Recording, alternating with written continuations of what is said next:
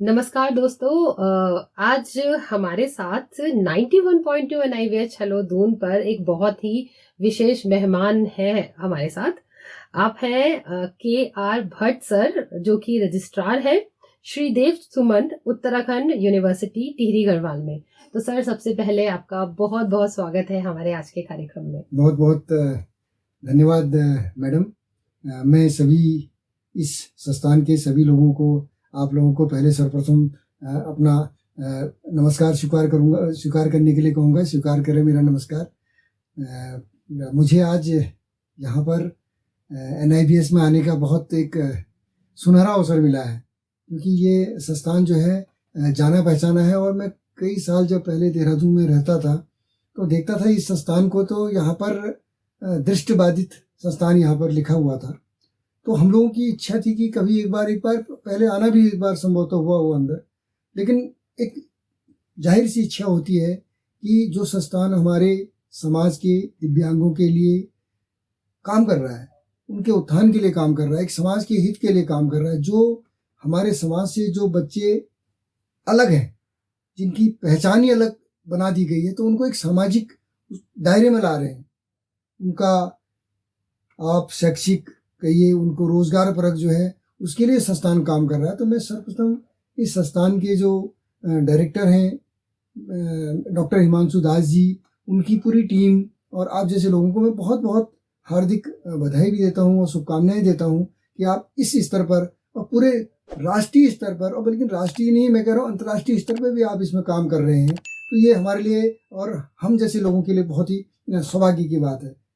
बहुत सौभाग्य होता है, इसमें अच्छा लगता है कि चलो कम से कम जो समाज में जो बच्चे अलग से हैं, जैसे मेंटल रिटार्डेशन है, वो बच्चा, उसको हर जगह तिरस्कृत होता है या हर जगह उसको कई सारी समस्याओं का सामना करना पड़ता है। उनकी योग्यताओं को जैसे लोग नहीं समझते हैं या उनकी योग्यताओं को उभारा नहीं जाता है। हाँ जी, क्योंकि उसमें कमी है ना, उसमें बेसिक ट्रेनिंग की कमी है। हाँ जी, माँ बाप क्या करते हैं, उसको बच्चे को उसके प्रति लापरवाह हो जाते हैं। ये नहीं कि उसको जो है एक ट्रैक दें, उसको दिशा दें। अगर वो बच्चा समझता है कि मुझे ये उठाना है तो उसको उठाने का तरीका बताना होगा हमें, कि हम कोई बॉल उठानी है तो उसको कैसे उठाएंगे, कैसे उसको ले जाएंगे। एक बार नहीं 100 बार अगर उसको उस बात को, माँ बाप की जिम्मेदारी है। हमारे पहले प्रथम हमारे जो कक्षा है वो तो पाठशाला है, माँ बाप है। सही बात है। माँ बाप अगर उसको सिखाएंगे तो बच्चा खुद स्वयं की सीखने की प्रवृत्ति आएगी उसमें। तो एक इस मामले में एक आपको एक बहुत ही अच्छा उदाहरण दूंगा। हमारी फाइनेंस कंट्रोलर थी उत्तराखंड ओपन यूनिवर्सिटी में, श्रीमती आभा गरखाल हैं, बहुत ही हाई क्वालिफाइड हैं, PCS अफसर हैं। तो उनका बेटा भी जो है वो रहा मेंटली चैलेंज था, बहुत ही मेंटली चैलेंज था। लेकिन मैं उस लेडी को आज बहुत बहुत थैंक यू कहना चाहूंगा कि उनने उस बच्चे को, जो बच्चा बिल्कुल ही नहीं समझता था, वो बच्चा आज समाज में साइकिल चला रहा है। अच्छा, खुद हल्द्वानी की सड़कों पर वो बच्चा साइकिल चलाता है और सीधे अपने घर आता है। तो मैं उस हमारी जो श्रीमती आभा गरखाल मैडम है, मैं उनको बहुत ही तहे दिल से उनका धन्यवाद भी ज्ञापित करूंगा, उनको बधाई भी दूंगा कि उन्होंने अपने एक बिल्कुल एकदम जो मेंटली रिटायर्ड बच्चा था उसको इतना आगे बढ़ा दिया। आज वो अपने हाथ से अपने कपड़े पहनता है, खुद खाना खा लेता है, इंडिपेंडेंट बना दिया उसको। तो वो मैं उस लेडीज का मैं आज एक समाज में उदाहरण भी देना चाहता हूँ। उन्हें किस तपस्या से, देखिए जॉब भी करना है, घर के काम भी देखना है, महिलाओं के साथ तो ये चैलेंज रहता है सर। बहुत बड़ा चैलेंज उन्होंने स्वीकार किया और बच्चे को आज इस स्थिति पर पहुंचा दिया कि बच्चा मुझे भी पहचान लेता है। अच्छा, मैं जाता हूँ तो पहचान लेता है। लेकिन मतलब चैलेंज है बच्चा, चैलेंज है, बट जो है उसको ऐसी ट्रेनिंग दी गई है। तो ऐसी ही ट्रेनिंग सर्वप्रथम जो हमारी पाठशाला है, वहां तक जाना चाहिए सर, वहां तक जाना चाहिए। माता पिता इसके लिए बहुत जिम्मेदार है। सही बात। माता पिता बच्चों को इग्नोर कर देते हैं और जो स्वस्थ बच्चा होता है उस पर ज्यादा ध्यान देते हैं, लेकिन नहीं, ये नहीं होना चाहिए। इसमें जो है ना, समाज को ये चीज एक हमें समाज में जागृति लानी चाहिए। और ये इंस्टीट्यूट जो है हमारा, जो NIVH इंस्टीट्यूट है, ये बखूबी इस काम को कर रहा है। नहीं तो इसका तो भले ही सरकारी संस्था है, लेकिन यहाँ के जो लोग हैं कितने डेवोशन से, कितने, अभी एक सिंपल सा एग्जाम्पल आपने पेश किया है वो बच्चे के लिए, जो बच्चा थोड़ी सी वो था, लेकिन मैं उसके लिए भी मतलब ये हमारी सामाजिक हाँ जी, जिम्मेदारी है, नैतिक जिम्मेदारी है जिम्मेदारी ये, है। सही बात है। हम लोग इसको आगे बढ़ें और हम लोग आगे आए, हाँ जी, ये हमारा जी। इसमें आपसे कहना था। जी, जी, जी सर। सर बहुत अच्छी बात है आपसे ये बातें सुनकर, ये शब्द सुनकर, क्योंकि आप इतने बड़े पद पर हैं, एक इतने बड़ी यूनिवर्सिटी के, और जब बड़े ऊँचे पद के लोग ये बात करते हैं तो सर दिल को बड़ी तसल्ली मिलती है, इसलिए कि आपके माध्यम से ये जो मैसेज है, जिस जो उद्देश्य है कि दिव्यांगजन को मुख्य धारा से जोड़ने का जो मैसेज हम लोग लेकर चल रहे हैं, हमारा संस्थान लेकर चल रहा है, वो मैसेज जब किसी बड़े उच्च अधिकारियों के माध्यम से और दूसरे लोगों तक पहुंचता है तो सर बहुत ही इस बात को सुनकर बड़ी ही सुकून मिलता है, बड़ी खुशी मिलती है सर। तो ये बहुत अच्छी बात सर आपने बताई। सर साथ साथ मैं ये भी जानना चाहूंगी कि उत्तराखंड यूनिवर्सिटी जो है, श्रीदेव सुमन उत्तराखंड यूनिवर्सिटी, सर यहाँ पर दिव्यांगजन के लिए क्या प्रावधान है? जी मैडम, मैं आपको इस बात को बता दूं कि प्रावधान नहीं है, हम लोग बड़े हमारी यूनिवर्सिटी बहुत भाग्यशाली है कि हम इस इंस्टीट्यूट के साथ मिलकर काम कर रही है। हाँ जी। हमारे यहाँ जो है, हम इसको एक एफिलेटिंग बॉडी है, हम यहाँ के जितने हमारे यहाँ स्पेशल बीएड आपके यहाँ चलता है उसका हम एफिलेशन देते हैं यहाँ पर। अच्छा। हाँ, जी। आप लोगों को एफिलेशन देते हैं। जी। और उसी आज वही एक जो सिलसिला है, उसी सिलसिले क्रम मुझे यहाँ आने का मौका मिला सर। इसके लिए मैं तो भाई हम लोग तो काम कर ही रहे हैं इस पर। जी भाई हमारा एक, मेरे पास जो इंस्टीट्यूट से कोई भी आता है या कोई भी दिव्यांग बच्चा मेरे पास कभी आता है तो मैं उसकी सबसे पहले सबको छोड़ के उसकी मदद करता हूँ। बिल्कुल सही बात है। तो उनको कहता हूँ कि इनका काम नहीं रुकना चाहिए। बिल्कुल सही। रिसेंटली में हमारे डायरेक्टर साहब हिमांशु दास जी, इनका बहुत बहुत शुक्रिया भी अदा करूंगा कि एक बार मैं आए थे वहाँ पर श्रीदेव सुमन यूनिवर्सिटी में, टीरी गढ़वाल में आए, इतनी दूर से आए, तो मतलब उनका कितना इस संस्थान के प्रति डिवोशन है, समर्पण है। बिल्कुल सही बात है। चिंता है ना, सही बात जितनी है, चिंता उनकी है उतनी चिंता हमारी भी है। क्या बात है सर। अगर हम लोग सब इस चिंता को लेके चलेंगे, हाँ जी, सारे समाज को लेके चलेंगे, हाँ जी, तो ये दिव्यांगता आज नहीं कल जरूर हट जाएगी।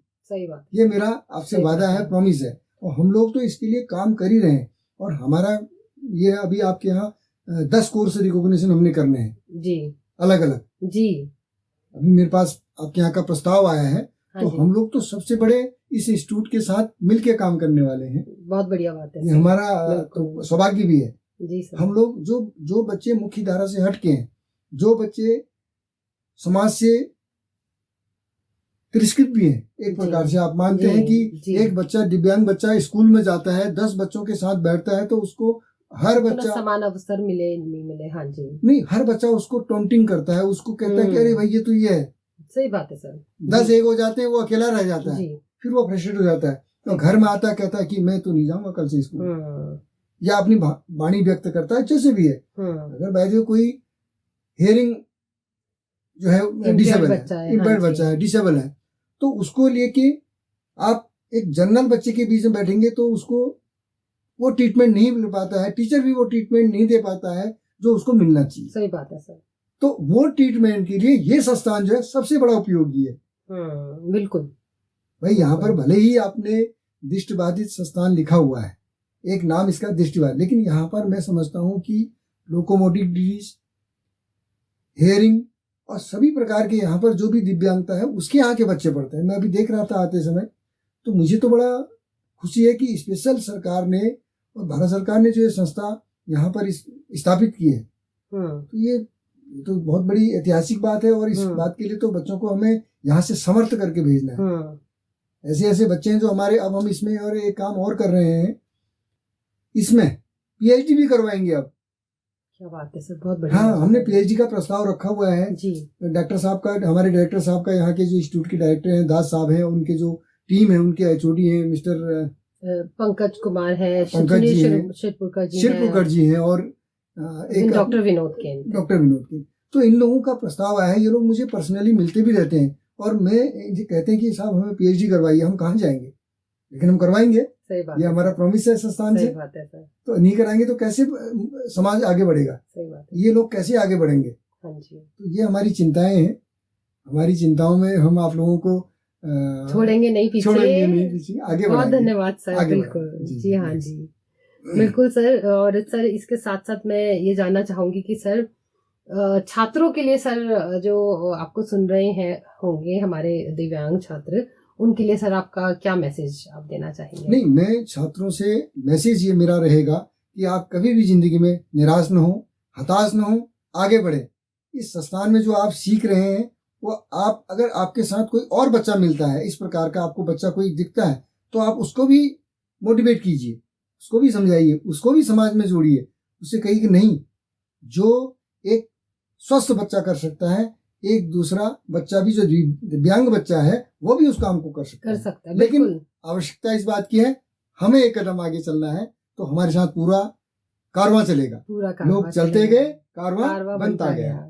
मैं जो आपकी संस्थान की जो पूरी टीम है, जो आपका रिहेबिलिटेशन जो काउंसिल ऑफ इंडिया है, हाँ जी, वो भी इस पर काम कर रही है और इस पर फंडिंग करती है। हाँ जी, वो सब सारे जो है कोर्स अप्रूव कराती हैं। हाँ जी, तो मैं उस संस्था के भी, जो संस्थान के जो संस्था में जुड़े हुए लोग हैं, या आपके बहुत सारे एनजीओज हैं जो इस एनजीओ इस प्रकार के काम पे जुड़े हैं, जो काम कर रहे हैं समाज के लिए, जो काम कर रहे हैं, रिहेबिलिटेशन काउंसिल ऑफ इंडिया के जो लोग हैं और जो समाज के जो बहुत से आपके एनजीओज हैं, मैं उनको भी बहुत बधाई दूंगा और उनसे मैं निवेदन करूंगा, रिक्वेस्ट करूंगा कि आप जो है इस विकलांगता को दूर भगाइए। सही बात। कोई बच्चा विकलांग न रहे और सबको सक्षम बनाना है।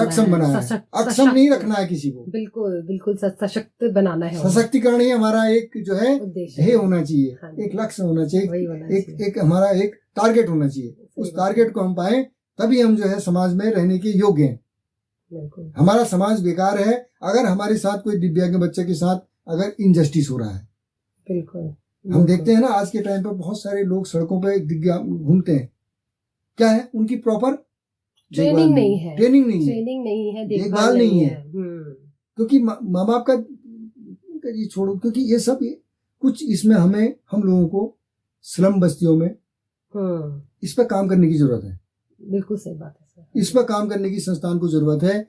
आपको एक ये भी जरूरत है कि आप यहाँ पर एक सबसे बड़ी एक दिन आप महीने में डिसाइड कर लीजिए, एक मोबाइल वैन स्टार्ट करवाइए। मोबाइल वैन स्टार्ट करके जो भी स्लम बस्ती में जाइए, इंटी रिमोट में जाइए। अब मैं समझता हूँ पहाड़ की हमारी भौगोलिक स्थिति ऐसी है कि पहाड़ में इतना दूर है, तो वहां का दिव्यांग बच्चा कैसे आएगा।